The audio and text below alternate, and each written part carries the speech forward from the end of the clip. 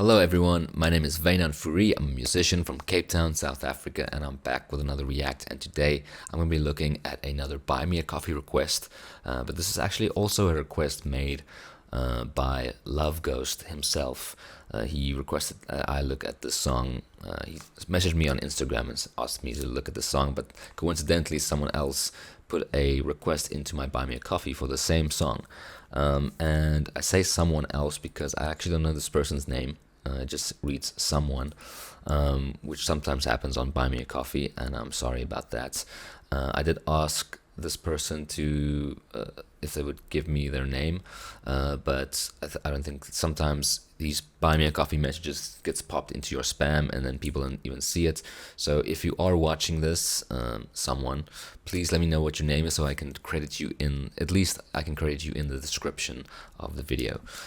So let me know what your name is and how you would like to be credited as, who you would like to be credited as. I could credit you as Batman, and I say that because the song is called Vengeance, and we all know, I don't know if you've seen the new Batman, you know that he refers to himself as Vengeance and not Batman, which is interesting. But okay, let's see. We've got some boxing gloves. Let's see what the song is all about. All right, Vengeance, Love Ghost, bada bing, bada boom. Let's try.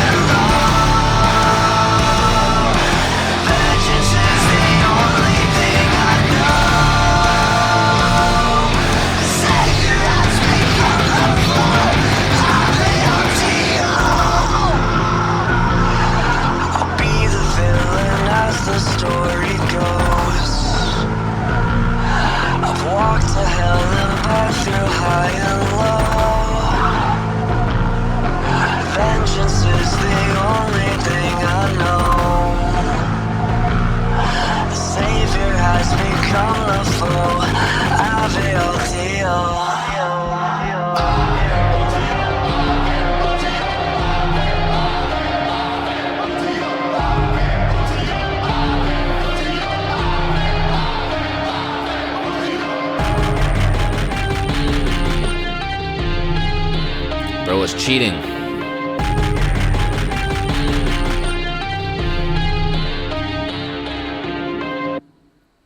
Wow.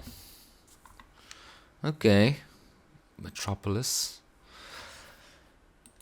Okay, I got thoughts. I'm gonna be brutally honest, okay?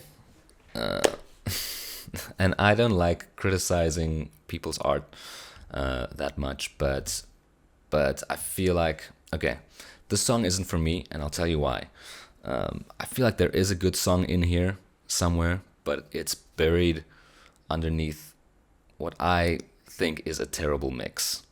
Like the production on this track is not good. I don't know. It sounds like, to me, it sounds like a second year sound engineering student. It sounds like a second year sound engineering student project. Like there, it's just, it sounds a bit amateur. To be honest, brutally honest. And I'm saying this from the perspective of a mixing engineer. I've been mixing and mastering music for the last 12 years. So I know what kind of amateur sounds like, and I know where it sounds, where it starts to like go from amateur into professional, you know. And it's interesting and weird because the 2 songs ago, like I've reacted to Love Ghost before. I did a reaction to his song that he did with Skinner Brothers called Worth It, and I think that's kind of a similar genre. It's like heavy guitars, heavy drums. It's more a rock vibe, and that song sounded really good. Like the guitar tones were great, the drum sounded full, the bass was filling up all the space it needed to fill up, the vocals were clean and clear. In this song, I don't know if they were going for like a garagey, grungy sound, but I don't know, they just didn't pull it off. Like the drums sound really thin. There's this terrible reverb on the kick drum or on the whole drum kit probably. Does not sound good. No offense. And then you have that part where the kick drum is on its own, and you just hear this very, really, really terrible reverb. But it's not great. And then the guitars, it sounds like they maybe recorded one guitar because it's like a one guitarist kind of song. It sounds like they recorded one guitar, put it in the middle, and maybe put like a little bit of a stereo imager on it, or they recorded multiple guitar takes and just kind of squished it all together. But it just sounds like a crunchy mess. And when you do have a song like this where the rhythm guitar is like the main kind of melodic element of the song, or the main percussive rhythm section of the song, what am I even saying? Like if you have a song like this where there is one guitar, what you want to do is you want to record 2 guitar takes and pan them left and right. Okay, you don't want one guitar in the middle that's like stereofied a little bit. You want 2 takes that's panned left and right, so it spreads out throughout the mix. You know, it just adds a lot of body to the guitar. It adds a lot of width in the guitar. And if you do have a section where there's no vocals and you want some more energy in the middle, then you record a 3rd guitar take, and it can be the same guitar track. It can be the same, not track, it can be the same guitar, you know, the guitar riff, but it has to be doubled up, panned left and right. And if you do want some energy in the middle, you can add a 3rd take in the middle. And the little like imperfections in the different takes panned across the screen really like adds stereo width to it. It adds like this element of body to the song that I feel like I'm missing when I'm listening to this. Yeah, so that's my take. And then the vocals, there's a lot of effects happening on the vocals, and I think it has to do with the terrible guitar sound and the terrible drum sound, but the vocals are getting buried in this mix, and I can't really hear what he's saying. There's like this interesting vocal effect on it. It's not bad. Like I think in the right context it could be good, but it's kind of just stuck on there for the whole mix, and it's making the vocals really hard to hear, and it's just buried in this really weird mix. And yeah, so look, I'm very, very harsh on this kind of stuff because I am a mixing engineer, and I find it hard to enjoy music if it's not done well, and I get like some people want the raw, authentic garage sound, but this sounds not like that. Like you can get that sound and have it sound good, you know, like Nirvana. Like Nirvana did the garage band sound, and it sounds really good. Like the drum sounds are good. I don't know. I think it's just a mixing thing, but it could also be a recording thing. Like maybe this was recorded like by someone who hasn't done this a lot, because I do know Love Ghost is independent and works, you know, it doesn't work with a label necessarily. Although I don't know what's Metropolis, if they're just like the video studio or let's see. Dun, dun, dun, dun, dun. See, it's released under Metropolis Records as well, so I'm not sure. Those are just my notes. But like I said, I think there is a good song in there somewhere. It's just, for me, it's distracting when the mix isn't good, when I can hear the recordings weren't done very well, and it's all just kind of, I don't know. It loses its power, and this is like really, I think, for me, just proof of how important it is to get a good mixing engineer and a good producer onto your songs. You know, like someone who puts as much passion into the recording and the production of the song as you did into the writing and the composition of the song and the arrangement of the song. You know, because like you can really lose a song and the effectiveness of a song in a bad mix. Yeah. Anyway, I'm sorry if it sounds a bit harsh. I don't mean to be harsh. I just want to be honest. You know, I'm not going to sit here and tell you that I really enjoyed everything about the song if I didn't. You know, like I'm just giving my honest reaction.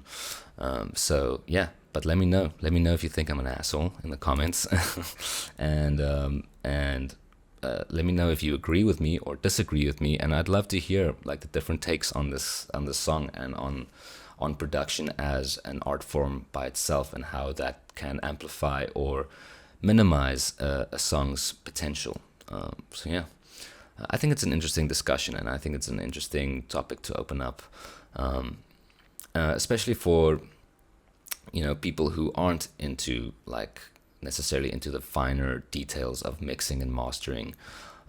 If you're just a casual listener, you know, maybe you don't even notice the things that I'm saying. You probably don't, and it just sounds like a song to you.